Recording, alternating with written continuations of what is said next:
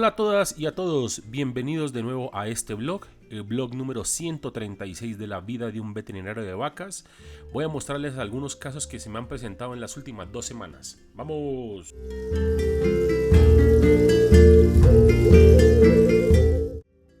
Bueno, comenzando por este primer caso, es un caso interesante porque esta ternera me la reportan como que tenía algo similar a una actinomicosis, ¿cierto?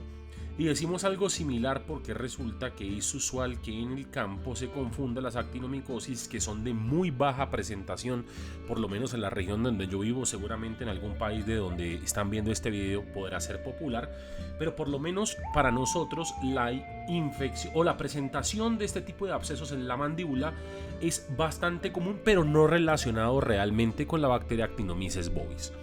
De todas formas, nosotros siempre la drenamos y punto. Digamos que es un caso bastante fácil de resolver. Lo que no concordaba en este caso para este momento es que el animal reportaba fiebre, disminución del consumo de alimento y disminución de la condición corporal, aunque como ustedes lo ven ahí no se ve tan grave.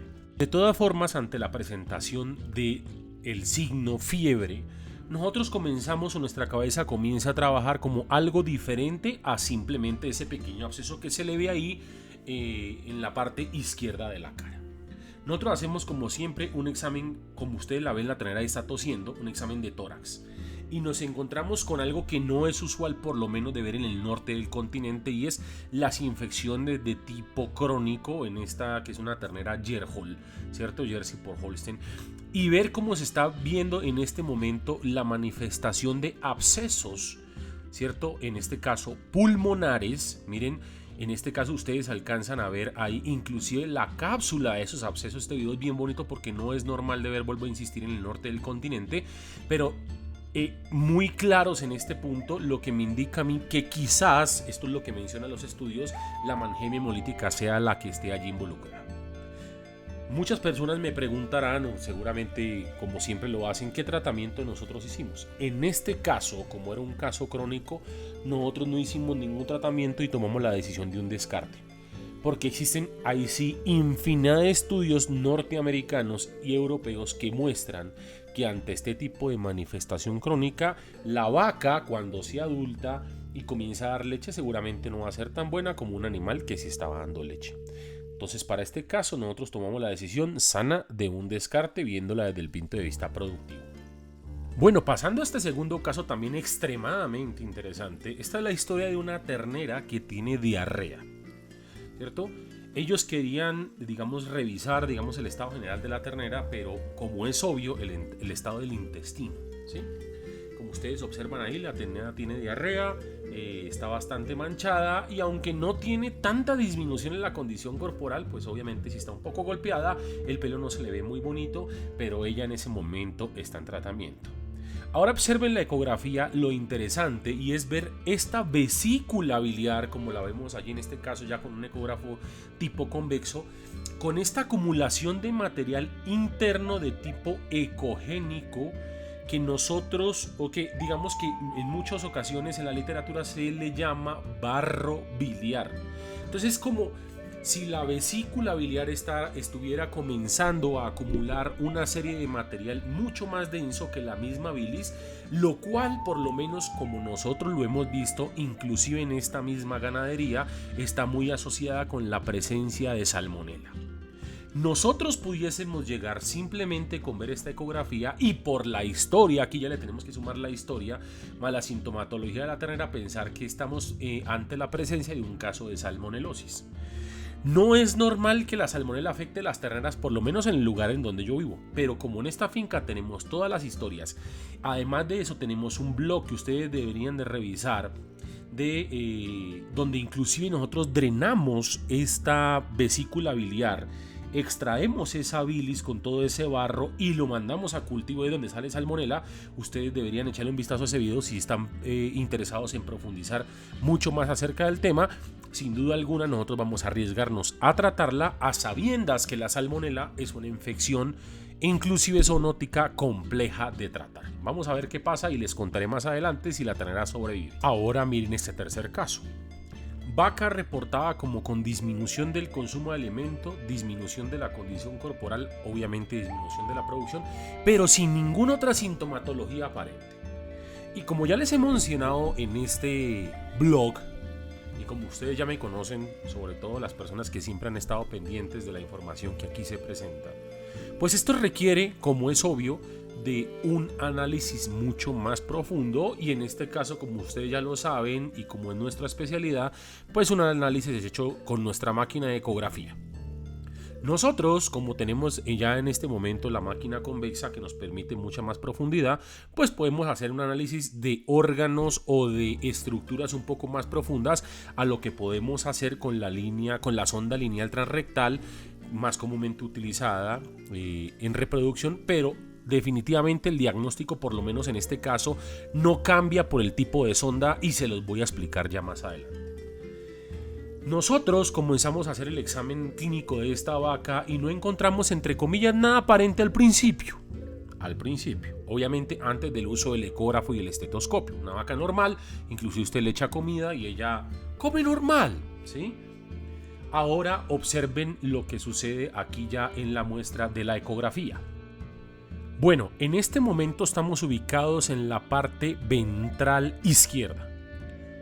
Recuerde que el método Boveirus siempre arranca por el lado izquierdo. Cuando nosotros escaneamos primero el pulmón no vemos nada raro, que era nuestra primera sospecha, pero posterior a eso, aquí en la zona reticulo-rumen, como ustedes ya lo vieron en el Boveirus, vemos entre el retículo y el rumen una estructura que está llena de contenido y se anda contrayendo. Lo interesante de esta estructura, como ustedes lo pueden ver allí, que se ve constantemente en contracción, es que esa estructura nunca debe estar allí. Y muchas veces cuando nosotros nos preguntamos, sobre todo cuando estamos en la universidad, ¿para qué diablos nos enseñan anatomía? Yo también me lo pregunté, y es para esta situación, en este caso anatomía ecográfica.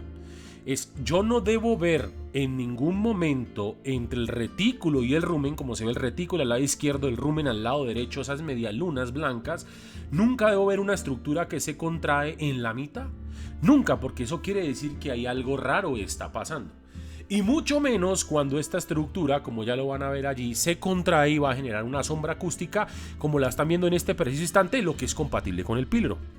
Si yo veo el píloro, que es una de las cuestiones que cometí el error simplemente por el nerviosismo del Boveirus en el WS 2024, si yo veo el píloro en el lado izquierdo, quiere decir que hay una muy buena probabilidad de un desplazamiento abomaso hacia el lado izquierdo.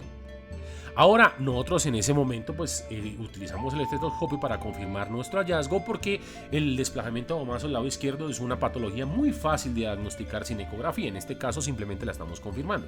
Vemos en este caso, y como lo estamos viendo ahí ya a 15 centímetros de profundidad, el contenido del abomaso, que jamás debe estar al lado izquierdo. Obviamente esto ya es una ecografía hecha un poco más dorsal. Ustedes ven ahí las contracciones, el contenido moviéndose, ven los pliegues, los folds que se llaman en inglés, ven la pared del abomaso, que esto jamás debería estar obviamente entre la pared costal y el rumen. Nunca deberían ver ustedes allí eso.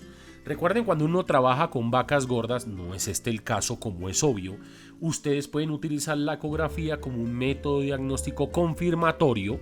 En este caso ustedes ven aquí el gas que está presente en el abomaso y ven el rumen en la parte derecha, esa media luna blanca, esa línea blanca es el rumen. Acabaron de ver pasar el rumen al groove, pero ven ahí claramente la pared del rumen al lado derecho bien gruesa y blanca, y la pared del abomaso bien delgada al lado izquierdo, en este caso lleno de gas, porque yo me fui más hacia ventral para poderles mostrar el gas, que era el lugar en donde obviamente se escuchaba el ping. A esta vaca se le hizo Roral Taggle, que para los que estén interesados, no tengo el video de este procedimiento, para los que estén interesados en saber cómo se hace el procedimiento de Roral Taggle para un desplazamiento de abomaso a la izquierda, tenemos videos bastantes donde mostramos el procedimiento. Inclusive tenemos un video muy bonito en donde mostramos digamos que las cosas interesantes a tener en cuenta antes de realizar el procedimiento, los factores a considerar. Así que esta vaca va muy bien, porque yo ya supe de la evolución de ella y vamos a ver cómo le va más adelante, sobre todo en su manifestación de aumento de la producción. Continuemos con esta vaca.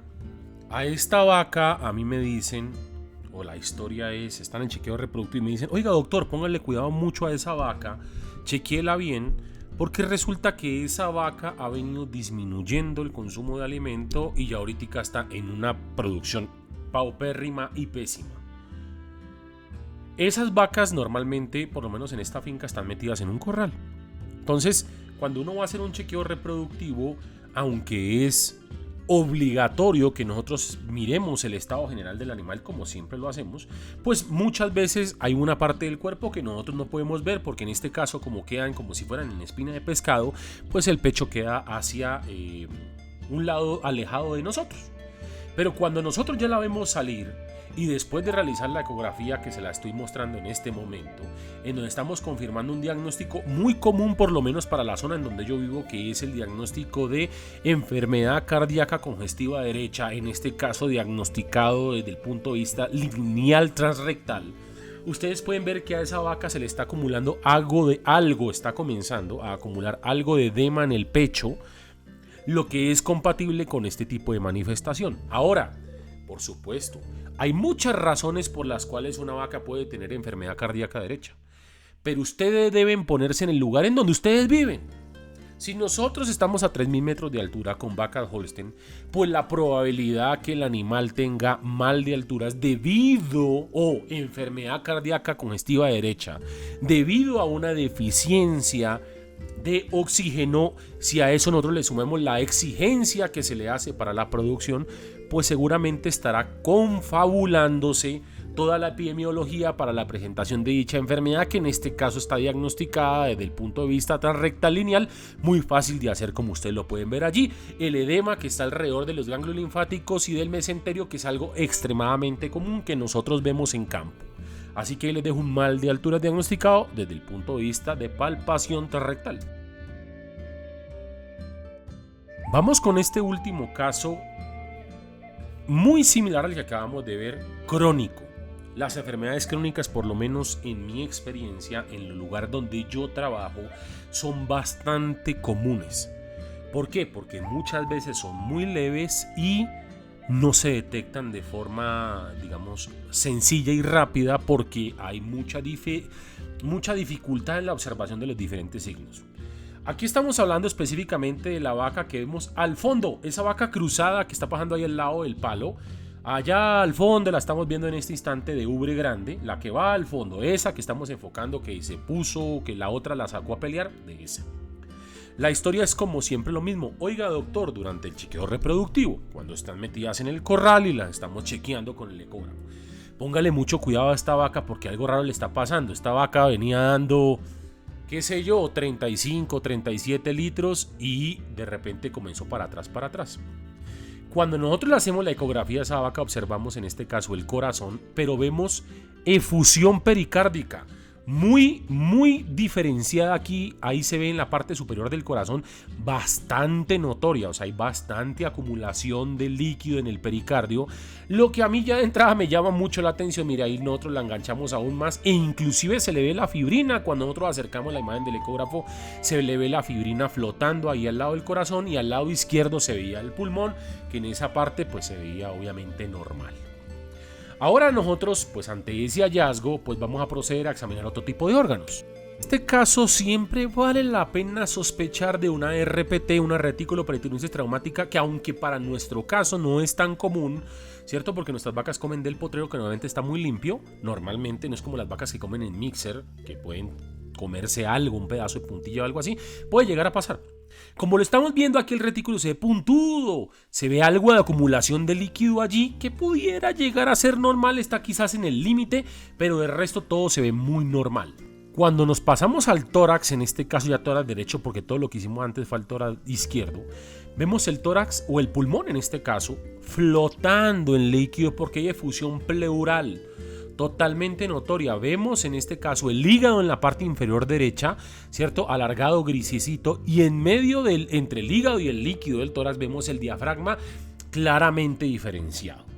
Entonces, cuando ustedes vean una vaca con edema, ustedes deben, primero que todo, o bueno, con la acumulación de líquido, en este caso en el pericardio y en el tórax, en la pleura, ustedes deben primero que todo descartar RPT, porque nosotros no vamos a poder medir en lo absoluto las cámaras del corazón. Miren, en este caso estamos viendo acumulación de líquido en el abdomen, también vemos los intestinos flotando.